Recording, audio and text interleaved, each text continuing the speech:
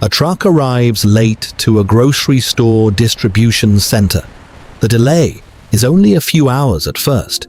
Nothing dramatic, just a scheduling slip somewhere in the chain.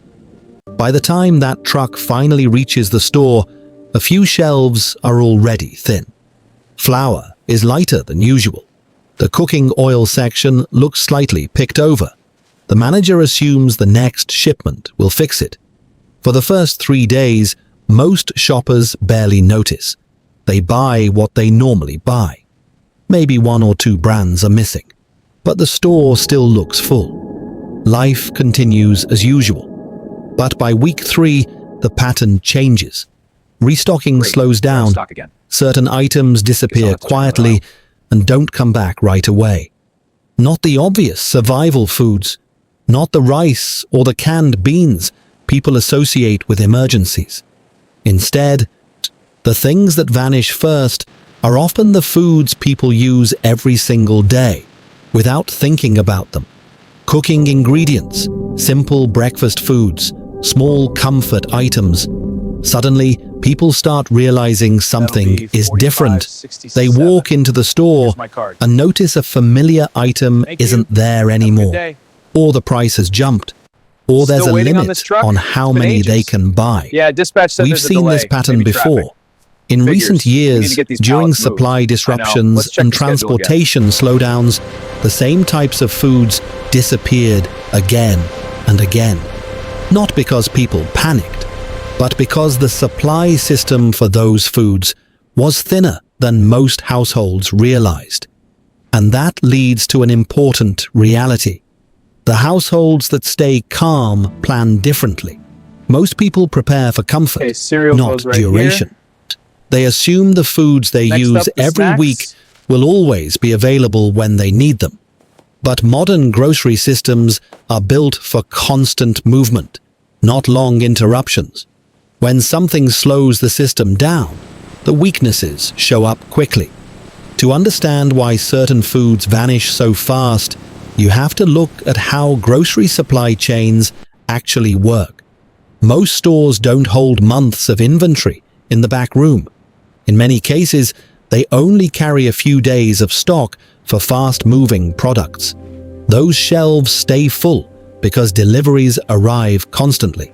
Trucks replace what customers bought the day before. When that rhythm is disrupted, even slightly, the system starts to stretch. Some foods are especially vulnerable to that stretch, not because they are rare, but because their supply chain depends on specific conditions. See, some rely on a small number of processing facilities. Others depend on seasonal harvests or imported ingredients. Some simply move through stores so quickly that there is never much backup supply sitting in storage. When any one of those links slows down, the shelf feels it. And here's the surprising part. The foods most households worry about during disruptions are often not the ones that disappear first. Rice usually remains available longer than expected. Against the pantry. Dry beans, Milk was too. $3.99, Those foods are designed for long storage and bulk distribution. So the items that vanish early are often the everyday foods people use constantly, but rarely store more than a few days' worth of. That's what catches households off guard. Because when people finally realize they're running low, everyone tries to replace those foods at the same time. And that sudden demand drains the shelf faster than the supply chain can refill it. If you look back at several supply disruptions over the last decade, a clear pattern appears. Foods disappear fastest when they share 3 characteristics. First, they are used almost every day. Second, they move through production quickly, with short manufacturing or storage windows. And third, most households don't keep backups of them at home. When those 3 factors combine, even a small disruption can empty shelves faster than anyone expects. We saw it with baking ingredients during supply shocks. We saw it with dairy products during transportation slowdowns. We saw it with cooking supplies when a few large factories paused production. The pattern repeats because the system itself operates the same way. Once you understand that framework, certain foods stand out immediately as vulnerable.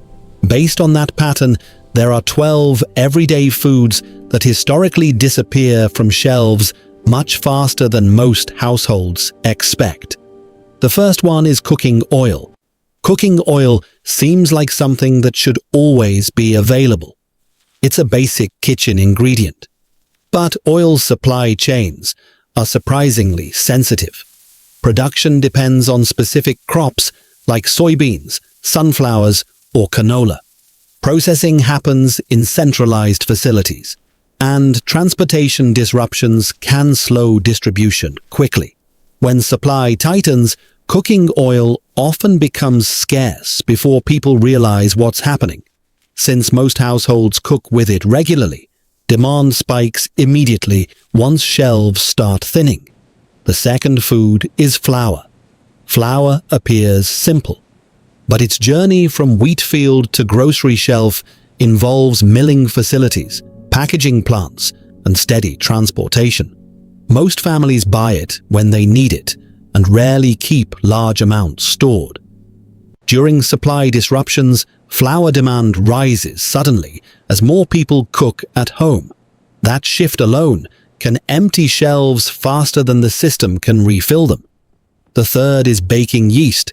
Yeast has a unique vulnerability. Production is concentrated in relatively few facilities, and it's not something most households stock deeply.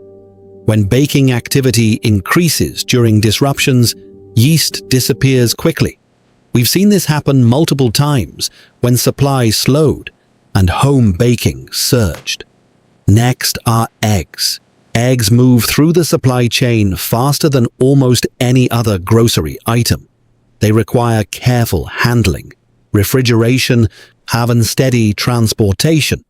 When transportation slows or demand jumps, egg supplies can tighten quickly.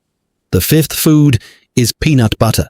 Peanut butter lasts a long time in the pantry, but most households only keep one jar at a time. When shelves thin out, people buy more than usual because it's a familiar, reliable protein source. That sudden buying wave drains inventory faster than expected. The sixth is canned tuna. Canned tuna sits quietly on shelves most of the time. But during supply uncertainty, people quickly recognize its value as a long-lasting protein source. Since many households don't store much of it normally, demand can surge quickly once attention shifts toward shelf-stable foods. The seventh food is coffee. Coffee is one of the most consistent daily habits in many homes. But coffee production depends on global harvests and international shipping routes. When transportation slows or harvest issues appear, coffee prices rise and supply tightens quickly. Most households notice coffee shortages almost immediately because it's part of their daily routine. The eighth is chocolate. Chocolate relies on cocoa beans grown in specific regions of the world. Weather disruptions, transportation delays, or processing slowdowns can limit supply quickly. Because chocolate is both a comfort food and a baking ingredient, demand often rises during uncertain periods. The ninth food is oatmeal. Oatmeal is simple, nutritious, and easy to store, but it moves through grocery stores quickly because it's a common breakfast item.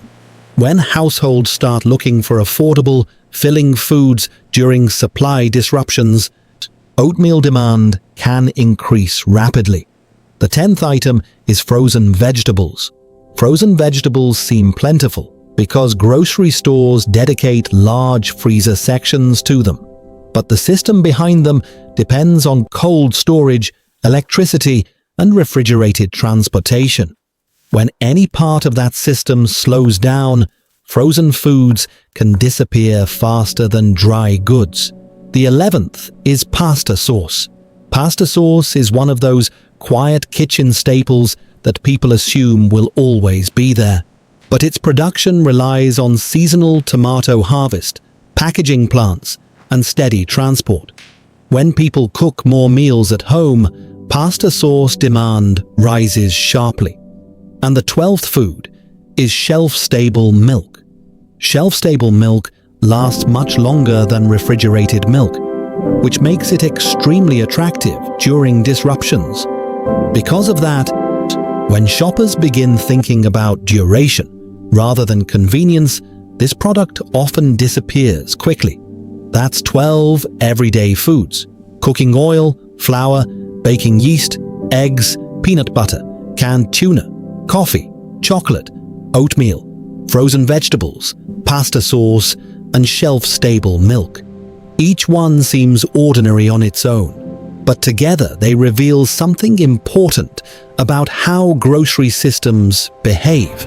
These foods vanish early, not because they are rare, but because they sit right at the intersection of daily use and fragile supply. That's why they often disappear before the traditional prepper foods people talk about online. Rice and dry beans are actually designed for bulk storage. Large warehouses hold massive quantities of them. Their supply chains expect long transport times and long shelf lives. But many of the everyday foods we just talked about rely on faster movement and tighter scheduling. Some require refrigeration. Some rely on imported ingredients. Others depend on a small number of processing plants. That creates a vulnerability most households overlook. When transportation slows, when production pauses, or when buying patterns shift, those systems feel the pressure first. This is where many people make a common preparation mistake.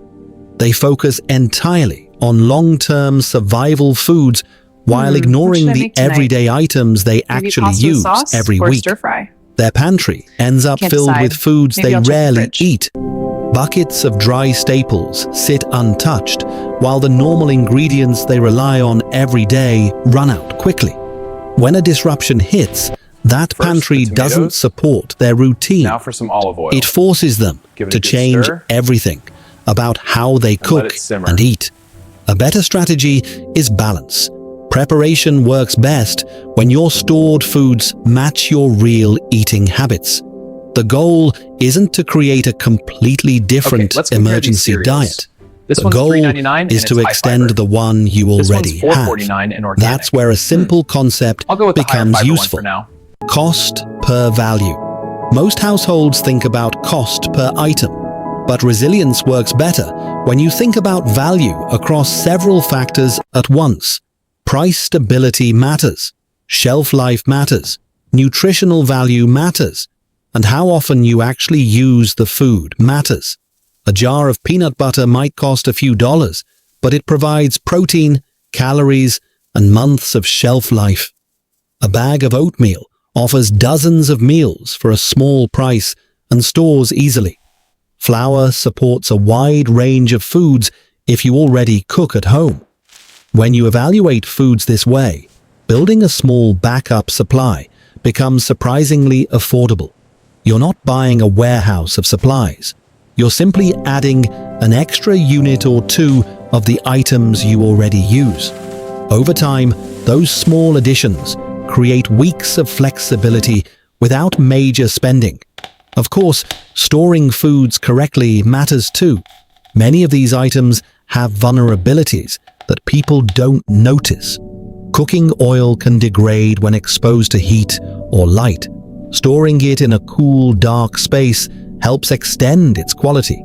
Flour can absorb moisture and attract pests if containers are not sealed properly. Coffee loses flavor over time if air reaches it repeatedly. Frozen vegetables depend entirely on electricity. Without power, that freezer becomes a timer. These weaknesses don't mean the foods are unreliable. They simply mean storage habits matter. Rotation is one of the easiest ways to manage this. Instead of storing foods indefinitely, households use the oldest items first and replace them during normal shopping trips. That way, the pantry stays fresh and useful. Regional conditions also play a role in which foods disappear first. Climate, transportation routes, and local production all influence supply patterns. During heat waves, dairy supplies can tighten because livestock production becomes more difficult. Coffee prices and availability can shift when harvest conditions change in producing countries. Frozen foods sometimes vanish quickly before major storms as households prepare for possible disruptions. Understanding these regional patterns helps households adjust Milk, their eggs, preparation bread, strategies. apples, Because the and goal some isn't to pasta. predict a specific And I'm crisis, low on tomato the sauce. goal is to Got it. List is understand updated. how systems behave under stress. Short disruptions are usually manageable. For the first week, most people continue shopping normally. They assume shelves will refill soon. By week 3, behavior changes. People start buying deeper supplies of certain foods. Prices begin adjusting. Stores may limit quantities of high-demand items. If disruptions stretch into longer periods, the system adapts again. Replacement products appear. People change cooking habits. New supply routes form.